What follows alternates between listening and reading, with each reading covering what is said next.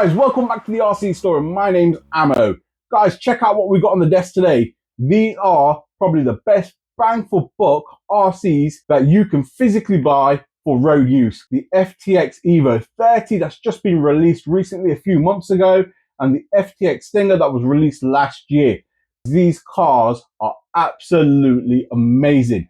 Whether you want to go out hooning, whether you want to go out drifting, if you're into car park bashing, you need one of these. Guys, I want to give a huge shout out to Appliance Etronix. They have pretty much every optional upgrade available for every car they sell in store. I purchased the FTX EVO30 from them, and I also purchased the upgrades for this particular car. The upgrades that I've got, there's a particular reason why I went for these upgrades, and you'll understand why in a second. They can also fit the Stinger.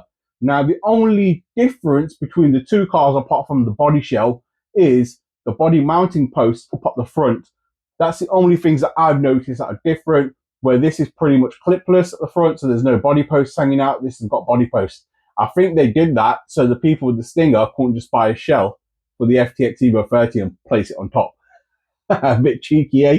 So in this video, what we're going to do is upgrade the FTX EVO30. The reason why I've got the Stinger on the desk is just to obviously show you guys that they are pretty much the same cars. I will zoom in on the camera and show you the chassis side by side. I've had a lot of requests from you guys asking me, are there any upgrades available? I've had a fair few emails for the FTX EVO30, and I've had a few for the Stinger. So I thought I'd just do one video just to show you guys the main upgrades that I would personally purchase on this particular car and my reasons why. So my reasons being that for the parts that I've chose is when we were doing speed runs with the FTX Stinger, some of you guys that were around earlier this year would have seen that in the summer we were doing some speed runs with this, trying to break our personal best and trying to get this to be one of the fastest stock FTX Stingers out there. And guys, we achieved that. We got quite a nice speed. I believe it was over 55 miles an hour out of a stock car. However, we had plenty of crashes, and on them crashes, we found we always broke the rear hub carrier. These parts that I've brought are aluminium, so you can get aluminium upgrades for this car, and that's what I've done. So that's what we're going to be going through, and we will place it on this car. Also, for the parts, guys, I'll put a link in the description on where you can get the parts from, so be sure to check that out. There's a website scrolling across the bottom here, which is applianceelectronics.co.uk. Check out the website for some fantastic service and also some great RCs. Right, let's get into this, guys. These are the parts that I'm going to be installing on the car. Like I said, I've given you the reason why. So one of the upgrades is going to be wheels and tires. That's just literally aesthetics. However, it shows you guys that these are optional extras that you can purchase for this car.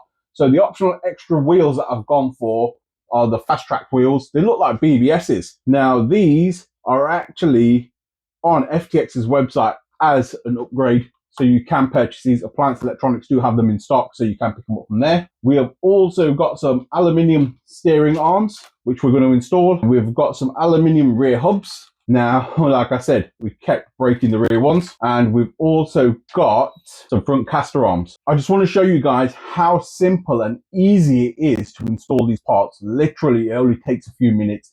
Very, very simple. So some of you newbies out there that are a bit on the edge about buying these parts to upgrade, I'm just going to demonstrate how quick and easy you can actually upgrade your car.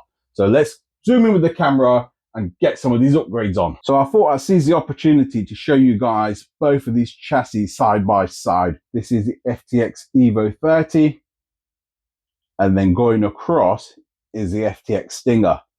Now they look identical, but there's a couple of differences, as you've probably spotted. The FTX Stinger here has some body post mounts, where the EVO30 doesn't. It has basically a trim there that clips into the front of the body. And the only other thing that I've noticed that's pretty much different is on top of your ESC, you have this raised pattern just here, where on the FTX Stinger, it's pretty smooth and flat. Other than that, they're pretty much exactly the same. So guys, what we'll do, we'll start over on the rear first.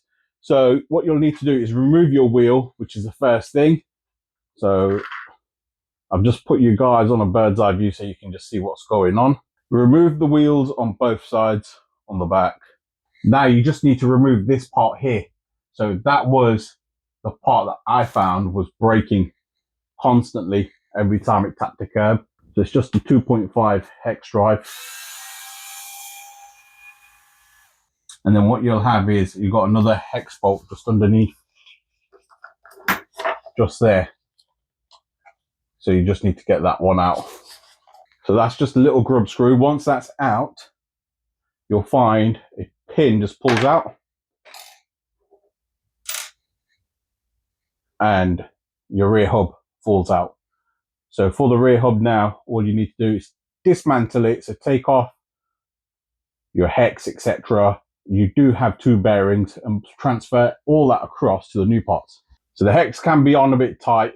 So I've just put a screwdriver at the bottom, just wiggled it up and it's removed the hex. You do have a pin in here. Remove that pin. Nice and easy. That shaft pops out. Just remember which way everything goes. And then you've got your bearings in there.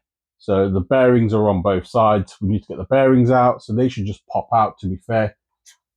Let's see if I can get them out. Yep, that's 1. That's 2. So that's now completely empty. I've got the bearings in hand. So using the new aluminium rear hubs, let's get these cracked open and get them in. Just showing you guys the difference there. As you can see, they're pretty much identical. However, one's aluminium and one's plastic. What I found was the weak spot was around here and these just kept cracking. So we'll start by popping the bearings back in first. It's basically everything that we've just done and you just reverse it. So now that's in, we need to put the little pin back in, pins in, hex goes on top, and that's it, that's clipped back in. Now you just basically pop this back on to the lower wishbone, pop the pin through, put the little grub screw through the top there. You will need a 1.5mm hex driver for this. That's in nice and secure. You can put a bit of Loctite on there if you wish to, and then flipping it back round.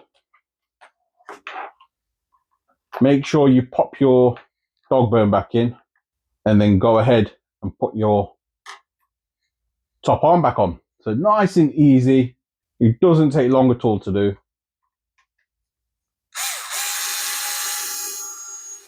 And there you have it, guys. The rear hub is done. And the blue actually matches the prop shaft and the anti-roll bar. If you haven't already put your anti-roll bars on, I'd advise putting the anti-roll bar on. That comes with the car. It's just in your pack that you get with your manuals, etc. So get that out, build it up and pop it in. But yeah, now what I'll do, I'll get the other one done off camera and then I'll get over to the front. So guys, that's the rear complete. Both sides, didn't take long at all. Let's move on to getting the front done. So starting on the front, guys, obviously remove your wheel hexes, get all your tyres off, and then we'll start by removing the upper arm first.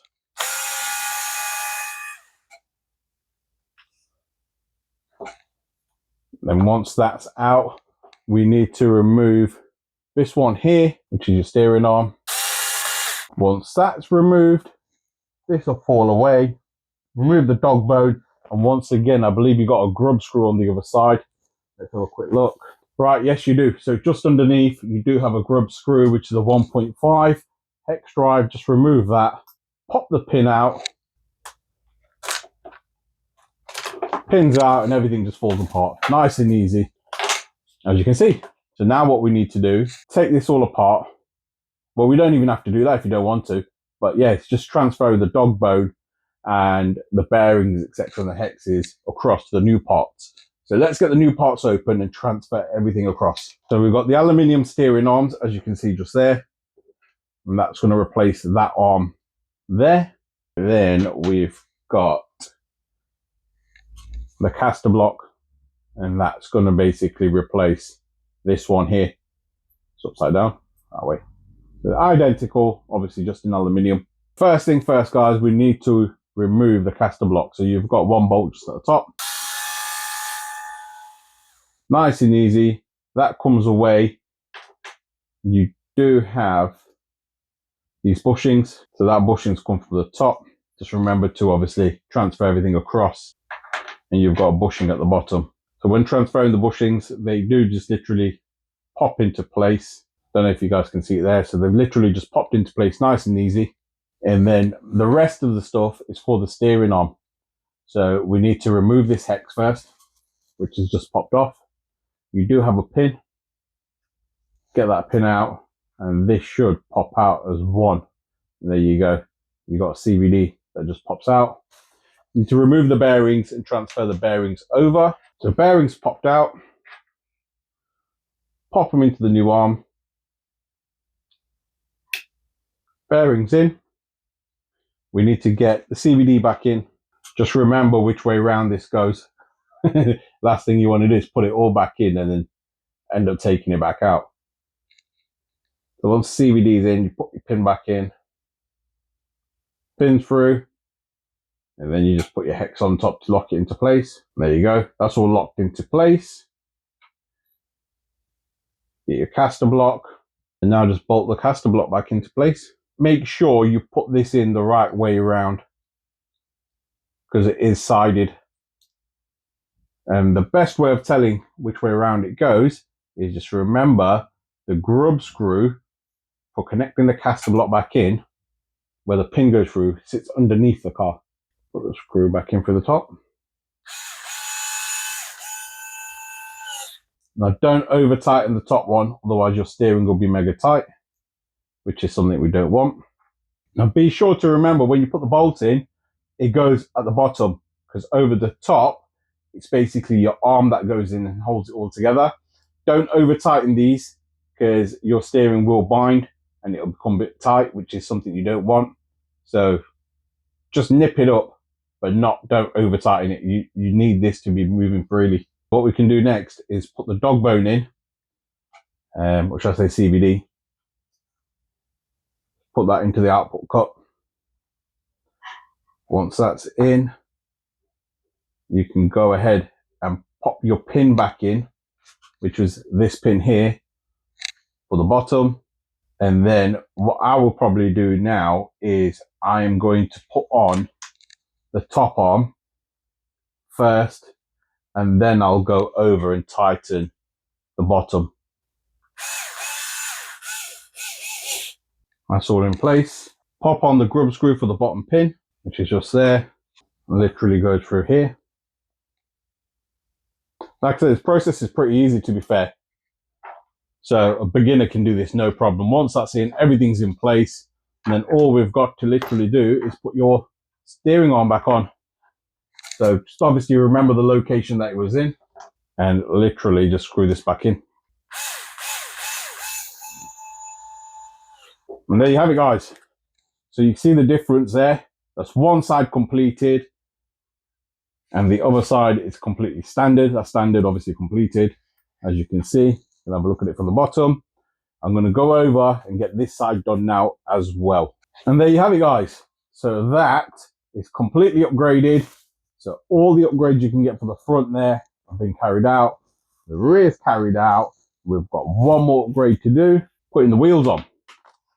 So everybody knows how to put a set of wheels on. So these basically straight on onto the hexes. And let's get these bolted up. So there you have it, guys. The FTX EVO30 fully upgraded with the FTX optional extras. How much better does this look? I think it looks fantastic. The only thing I'd probably want to do to it now is just make it sit slightly lower like that, so it's a bit stanced. And yeah, I think it looks fantastic. The design of the wheels absolutely changes the car. The only negative thing I will say about the wheels is the rear ones on the older tyres are staggered fitment. These are basically all completely the same all the way across. However, they fit the car perfectly. The offset's bang on. Can't complain in that respect. Now, this is completely upgraded. You can see all the hubs all anodized blue. Now, these upgrades will fit, obviously, the FTX Stinger as well. They will also fit the HNR Panther and the HNR Werewolf, which are basically the same cars. So before some of you guys pop that in the comments below, yes, it will fit. Now, if you want to see the running video on this car, you will find that across our channel. I will put the last running video of this car just up here in the corner. It's when we put the plastic drift wheels on and we took it for a bit of a drifting session. Yeah, wicked car parkooner, guys. If you've enjoyed this content, please feel free to like, share and subscribe. Don't forget to smash that notification button and we'll see you in the next one. Thank you for watching.